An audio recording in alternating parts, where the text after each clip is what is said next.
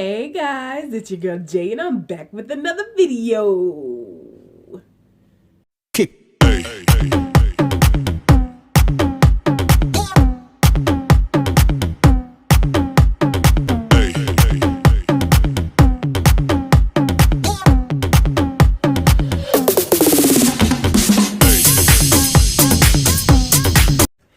Hey, I missed you guys. If you're new to the channel, my name is Jay and I am on a journey to lose 100 pounds. Last time I checked, I was down 45 pounds and then I stopped checking. I have stepped away from the scale to be a little bit more stress-free because life is happening and kind of makes things easier to handle. Anyway, I just wanted to catch you guys up with what I have been doing. So I'm going to start with last week and just kind of give you a rundown of what happened. I worked out 5 days last week. That was a good thing. I did 250 minutes of exercise. I think I only did 1 day at the gym. And then I did, the rest of it was an at-home workout, body project at-home workout. And then I did just walking. It has been really, really nice here. And that makes me so happy to be able to get out into some sunshine. So I've been just walking around the neighborhood and getting my exercise in that way. So this week, my plan is to get on my food, my terrible habits with food. I have been sticking to my fast the majority of the days, but I have been grazing throughout my fast and eating when I'm not hungry. So this week, since I feel like I'm doing fairly well with the exercise, that's what I want to focus on. Well, of course, keep focusing on the exercise, but add that on along with it. I was supposed to do this video like the end of the end of last week. Yes. And I'm sick again. I am sick again. Thankfully this time it is not the flu. It just feels like a regular common cold. I was down for about a day and that was it. I still feel a little icky, cough, sore throat, but it's nothing that it's nothing like that flu. Nothing that kept me down for a while. So we're gonna move on from that. You guys, let me tell you about my weekend, right? I had started this weekend and I was like, you know what? Let me set myself up for this week. I want to maintain my personal goal of, well, my personal goal had been to exercise 4 days a week for an hour each of those days. Lately it's been cardio, but really I just wanted to make sure I did an hour for 4 days a week. So I knew that Monday was going to be extra busy and I wasn't going to be able to fit in a workout. So I said, let me get it done on Sunday, right? Good thinking, right? Being proactive. Well, I told the kids I was going for a walk. The only one who wanted to go was my daughter. So then I forgot my husband had to work. He got a new part-time job and yeah, I'm just not used to the hours. I'm not used to the hours yet. So it ended up that everybody had to go. Little bit of griping from my oldest, but we were good, right? And I said, well, since they are going and 2 of them don't really want to go, let's make it fun so that so it could just be easier on me, let's face it. You know how kids get when they are just stubborn and don't want to do anything. So I ended up packing them some bags. We put some snacks in the bag, a couple water bottles, and I decided the route that we were going to take for our walk was going to take us past 2 parks. So we could kind of take breaks for them to stop and play and actually have some fun, right? Still fantastic ideas. So I got them all dressed. We got ready to go, bags packed. And we had a good time. We left, and as soon as we got like out of our neighborhood, the kids saw pine cones, and last week we found pine cones in the backyard and we ended up painting them. So they're all collecting their pine cones. They want to paint them. They're talking about what colors they're going to do and all those kinds of things. It was really cute. So they're packing their little pine cones in their bags and we're walking and we're walking. And then we get to the first park. And they're excited because sometimes when I did these walks last summer with them, it was way too hot and I was just like, no, not today. we're not going to this park. Not today. You can run through that water, that splash pad, and then we're going to keep going. But they're really happy that we got to stop at the park. They were playing, and then they all had to go to the bathroom. Every single last one of them. You guys, when you have littles, you got to make things happen. You got to do what you got to do. So generally in my car, I used to carry around a potty chair. Yep. I know I was watching Amy and she got a lot of crap for that. I don't care. I definitely did. I used to carry around a potty chair. I don't like public bathrooms and kids put their hands in their mouths way too much. But I would use like the grocery bags. And I would line the potty chair and they would sit on that and do what they have to do. Have sanitizer in there. I have disinfectant wipes in there. After they were done, pick up the bag, toss it in the trash, clean your hands, wipe the seat. We are good to go. But we weren't in the car. No, we were walking. So you guys, I'm that mom. I'm that mom that's super extra. When we get to the park, I'm looking around. Is there broken glass? Is there signs of drug activity? What's going on here? My kids are playing here. It needs to be safe. It needs to be clean. Y'all, they had to go at the park. There were no bathrooms at the park. There were no porta potties at the park. There was no other option. They had to go at the park. So as I'm sitting here scrutinizing this park, trying to make sure it's clean enough for us, we're dirtying it up. We're dirtying it up. We got past that part, right? Kids sat down, had their snacks. My oldest, he didn't want to eat all of his. He was too busy playing. He had a little bit, went off to play. That was fine, right? He came back to get a snack. His bag busted. His chips are now in there mingling with his pine cones, and he's upset. There's a little cry fest going on now. He's not happy about this. We finally moved past the cry fest. Everybody's playing. Everybody's happy. We're good. So now we're on our way to the second park. We have to walk about half a mile to get to the second park. Everything was good. Surprisingly good. Like there was no whining. There was no complaining. Everybody was fine. We get to the second park. Kids are happy. They're loving it. The second park that they had, that we had gone to, they had never been to.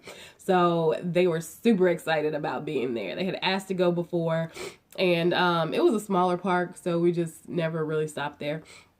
But anyway, they had a good time. We played there. We left. We're walking home and we're almost home. And I'm just like, I'm feeling good about this because I don't exercise very much on the weekends. I like to reserve that time to just kind of hang out with family, which I was still kind of doing since I was with the kids. But I'm working out on a Sunday. The kids are actually okay. They're not complaining about their feet hurting or wanting to go home. We're doing a great job. I'm being proactive and getting this exercise in that I anticipated missing on Monday. We're good. We're going. We're golden. And then we get into our driveway.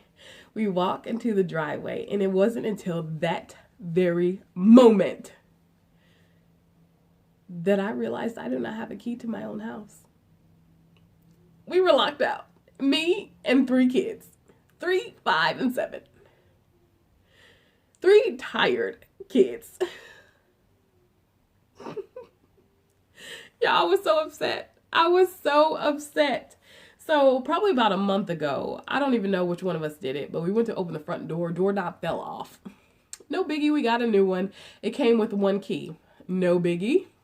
My husband being the sweetie that he is, we only have 1 garage. I park in the garage. That's the way I come in the house.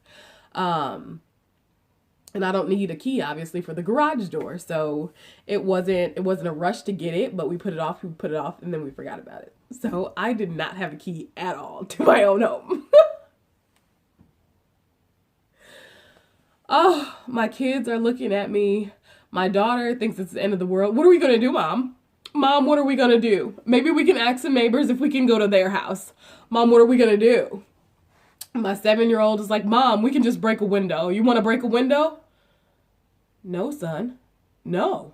Monday was going to be so busy because we had to spend $500 to pay for a freaking deductible to get my car fixed.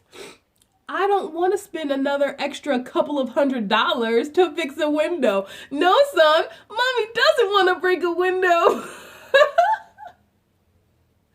And then, like I said, this part-time job that my husband was at, he had just recently started. I really did not want to call him away from work to just like, sorry, babe, gotta come let us in. So I'm looking around the house, you guys. This is not my first rodeo. I told y'all from day one, watch the first video, I am very forgetful. I am very forgetful. I have been locked out of the house multiple times. Each time, I've always figured out a way to break in. Every single time. Well, we must have locked this thing down like Fort Knox. I could not break into my own house. I could not get in. There was no way in. There was no popping a screen out. They're all encased. And even if I did, all of the windows were locked.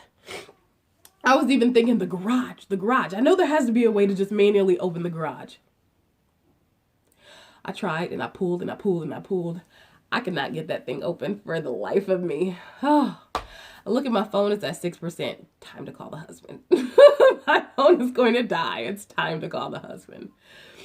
So I called him, and it was kind of funny because he was chuckling as he pulled up, as his whole family is sitting on his front porch with bags like we're homeless and we need a place to stay.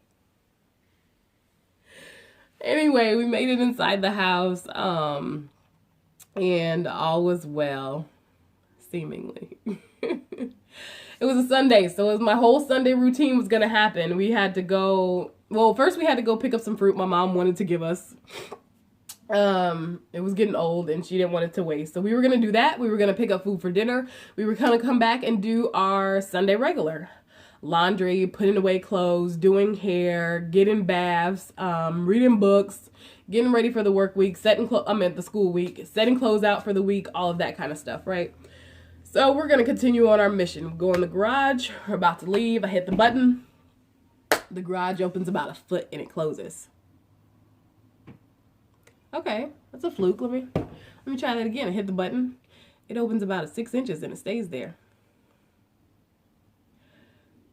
What's going on right now? What's going on with my life? What's going on right now? I don't know. What's going on right now? So I finally look a little closer at the garage door, and you guys, it's locked. Not regular locked, because our house is so bootleg and ghetto rigged. It has 2 locks. So it's not the regular lock that goes on by itself when the garage door closes. Nope. It's the manual lock that has probably not been used in years that I activated when I attempted to open the garage door trying to break into my home. So now we're not locked out of the house. Now we're locked in the house. I can't get my car out of the garage. I cannot get my car out of the garage. And I just wanted to scream, like, help. Somebody help me. Somebody help me, please. Something is going terribly wrong in this day. Oh, it took me about 15 minutes to realize how this lock works. There was like a bar on each side. There was like a hole and then a bar that went in it. So it was preventing it from, okay, this is really a garage lock. Forget the visual, okay? But that's why my garage door wasn't opening. And again, this lock was a second lock, which probably should have, or probably a first lock. That should have been taken off a long time ago. It had been painted over. I watched all these YouTube videos. I read all of these articles. I did everything that they told me to do. There was even a picture of the exact same lock that I have on this garage. I should have been able to boing, and the spring should have snapped, and the bar should have came back in, and my garage should have opened. Nope, it was stuck. So now I'm angry. I'm pretty angry. I grabbed some vice grips because that was the first thing that I seen. And I start going to town, pounding on one of these bars. And I was successful on one side of the bar. The other one was not budging. So I used those same vice grips and I started unscrewing bolts. I don't even know what these bolts go to, and I did not care. I wanted to get out of my garage. So I started unscrewing bolts. And finally, after about an hour and 15, maybe an hour and 20 minutes, I broke out of my garage. Yep, I did that. Oh, so yeah, there's been just a series of unfortunate events in our household, but that's all right. That's all right. We're still going strong. I'm still on this journey. I just thought I'd let you let you in on how my life is going right now. Like I said, I did a great job last week with exercise. This week I will be focusing on food, and I will update you at the end of this week or the beginning of next week to see how that goes. Anyway, thanks for watching. Thanks for listening to me ramble. As always, every day is an opportunity to be great. Let's take advantage of it.